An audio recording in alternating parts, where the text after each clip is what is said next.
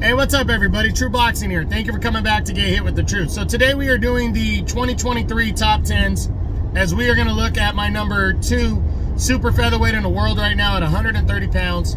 Former 3-time world title challenger, Robson Conceicao of Brazil. Yeah, I'm sorry. Before we get into that, if you could smash the like button, leave a comment, or subscribe to the channel, I really do appreciate any and all support that I can get as I continue to build my channel here. So Conceicao moves up 2 spots from number 4 to number 2 from last year. He was coming into the year coming off of a one-sided loss to Shakur Stevenson when they fought in November of 2022, but it was a little unfair to judge Conceicao because Stevenson came in overweight for that fight. Now, Stevenson was the heavy favorite anyways. He's the number 1 guy in the division. I still believe he would have beat Conceicao convincingly, but the fact that he had the weight advantage made Conceicao still a top contender. But the first half of the year, nothing really came for Conceicao. He would end up fighting Nicholas Polanco, a guy named Nicholas Polanco, and they had a 2-round no contest.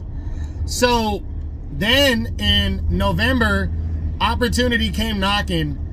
Emmanuel Navarrete wanted to fight Robson Conceicao, and Conceicao jumped at the opportunity right away to challenge for the WBO super featherweight title.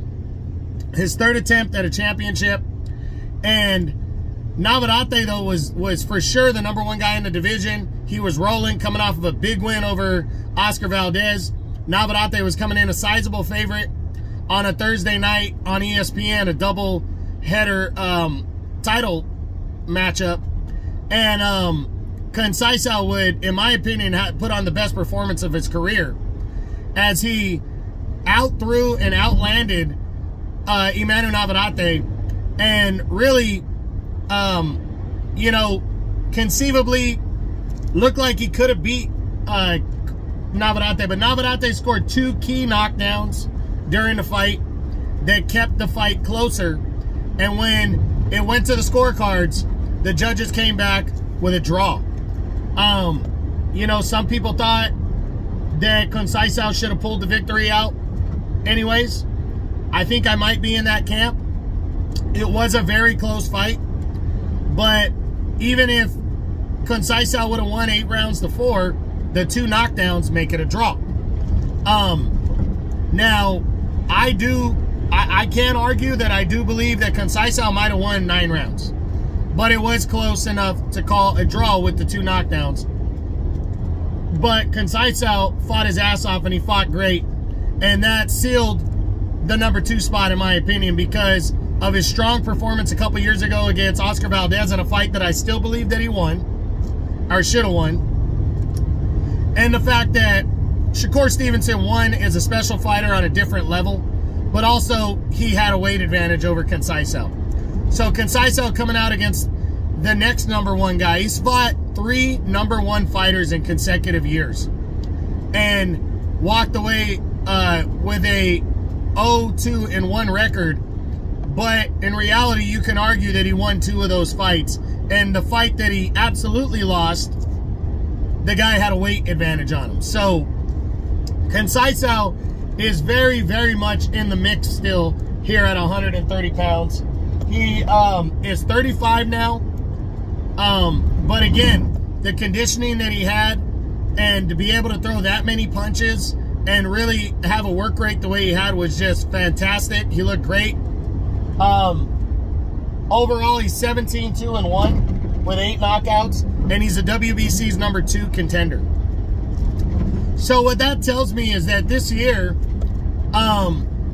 Conceicao, I mean, I think a rematch should be on the table with Navarrete.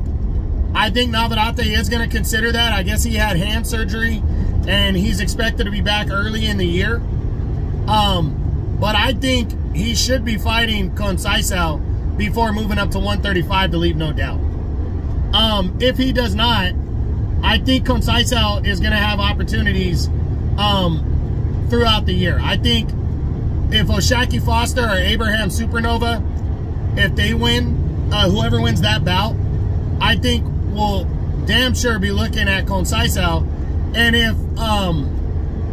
if Conceicao wants a mandatory, he can probably get it against whomever the #1 contender is in the WBC right now.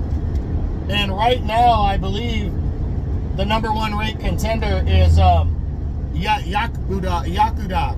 So I think at the very least, Conceicao is going to get into an eliminator to set up a title shot, or he's going to get his 4th opportunity at a world title. And we'll see what he does with it. But he's definitely a player. He's still very good. And I'm looking forward to seeing what Conceicao can do in 2024. I absolutely believe he'll still be in the top 10 at the end of the year. And if he can pull off the win over Navarrete and hold on to the title the remainder of the year, he'll be your #1 guy, in my opinion. So we'll see what happens. But that's it. That's what I got. That's my #2 super featherweight in the world right now. The former 3-division world champion. Yeah, the former 3-time world title challenger and current contender Robson Conceicao of Brazil, as my 2023 top 10s continue. I hope you enjoyed the video. If you did, smash the like button, leave a comment, subscribe to the channel. I appreciate any and all support. This is True Boxing. You've been hit with the truth.